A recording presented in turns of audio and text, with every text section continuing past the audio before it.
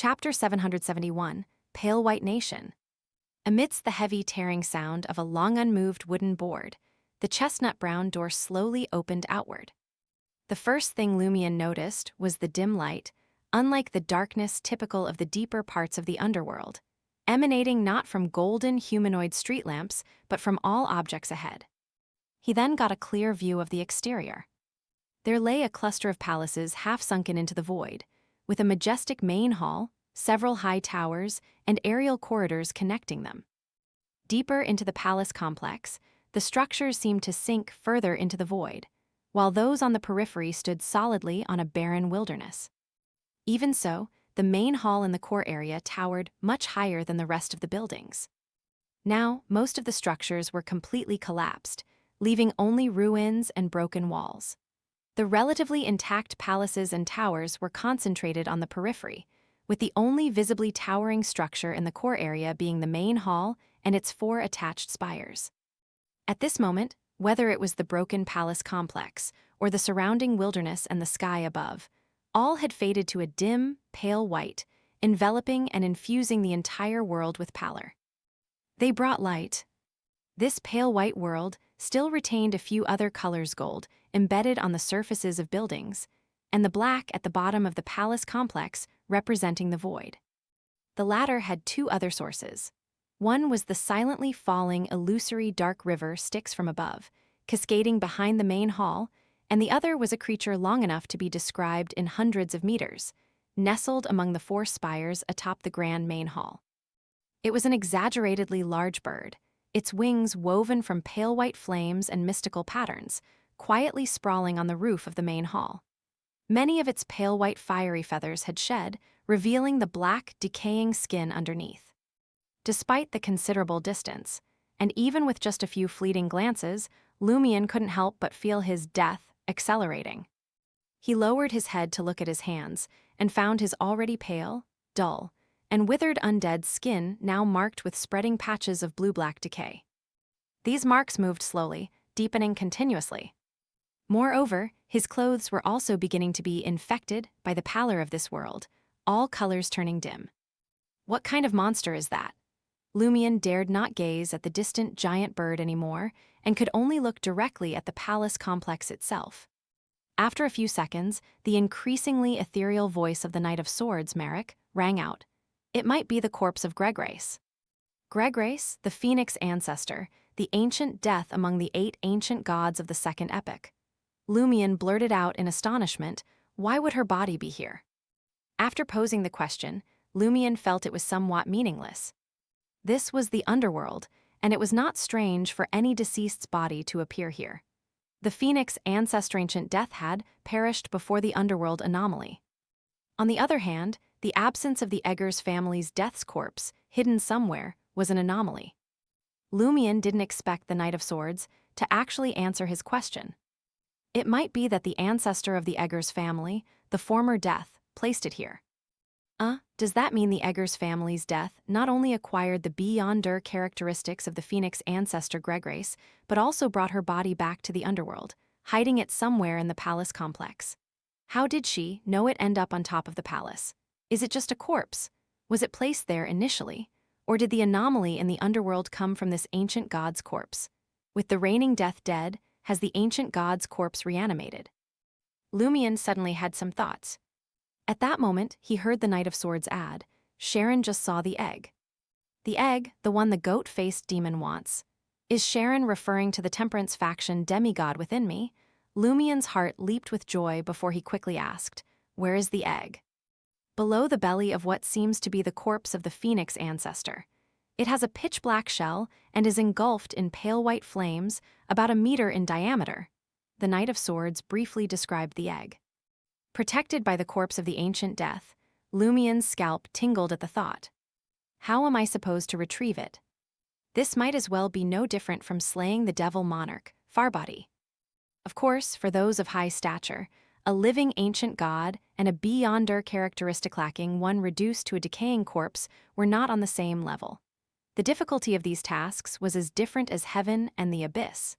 But for Lumion, they were equally insurmountable, both falling under the category of impossible even with self-sacrifice. Son of a sow, that goat-faced fellow really is a demon turned undead. Fine, if it can't be completed, then so be it. Just finish off the contractor as if there was no task at all. As malicious thoughts spread throughout his body, the Knight of Swords added, "It's not entirely impossible to retrieve the egg. The state of the Phoenix ancestor's corpse is somewhat strange." Strange state of the corpse. Aren't there only two states for a corpse, eternal rest and reanimation? Lumion dared not use his own eyes to inspect the decaying corpse of the ancient death, Gregrace, and could only inquire of Sharon, the only one present who could withstand looking at the body of an ancient god to some extent. What's strange about it? The one responding was still the Knight of Swords. It's asleep, the kind of deep sleep that's hard to awaken from. This doesn't align with the current state of this pale white nation. Asleep, dead and transformed, yet still needing sleep. Lumion frowned slightly and asked, "Why does that not align with the current state here?" The Knight of Swords paused a few seconds before explaining. "From what we've seen, one of the reasons for the original anomaly in the underworld was the reanimation of the Phoenix ancestor. It destroyed Death's palace, killed all of Death's blessed present, and turned this place into a pale white nation. We've encountered a few demigods from the Death domain. Since the underworld anomaly, they could still manage some affairs in the underworld, even enter directly, but none dared to venture deep into the underworld to search for the treasures within Death's palace. Their instincts told them it was too dangerous, absolutely not to be approached. But Sharon didn't have such a premonition for danger, so she agreed to come here. That means, for a long time after the underworld anomaly, the body of the Phoenix ancestor still roamed this pale white nation, keeping the high-ranked beings of the Death domain at bay, but now it lies asleep. Lumion found the oddity from Merrick's description.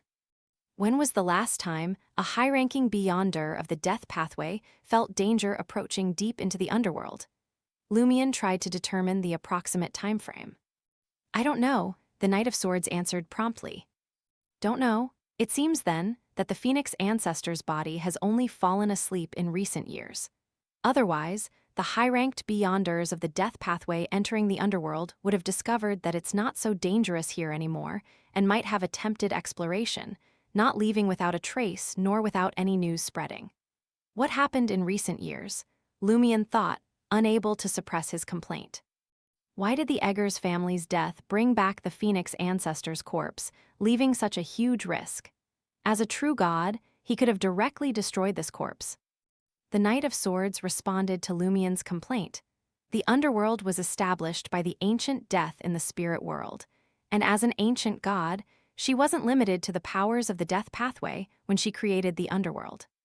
It might not have been easy for the Eggers family's death to initially take control of the underworld. He might have needed to use the corpse of the Phoenix ancestor.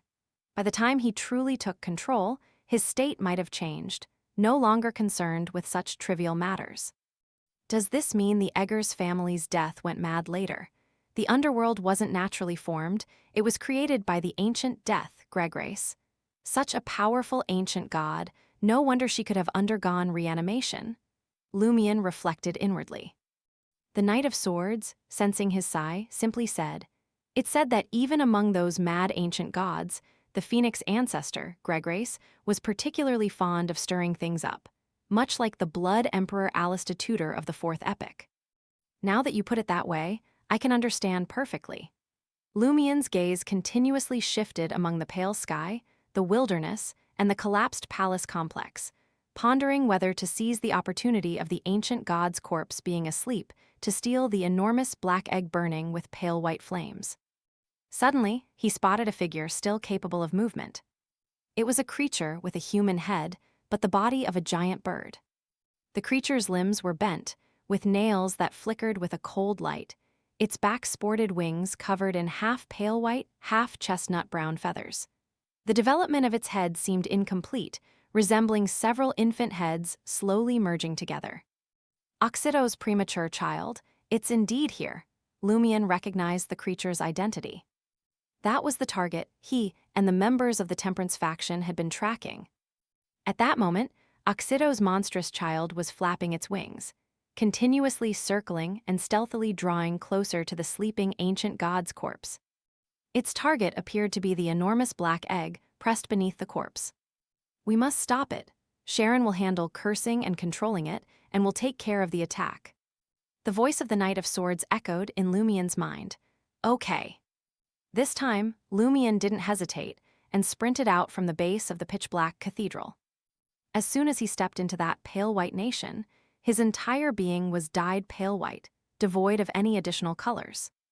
This caused him to shiver both body and soul, wanting nothing more than to kneel down on the ground, lying prostrate and motionless. Silently, Lumien drew the Sword of Courage.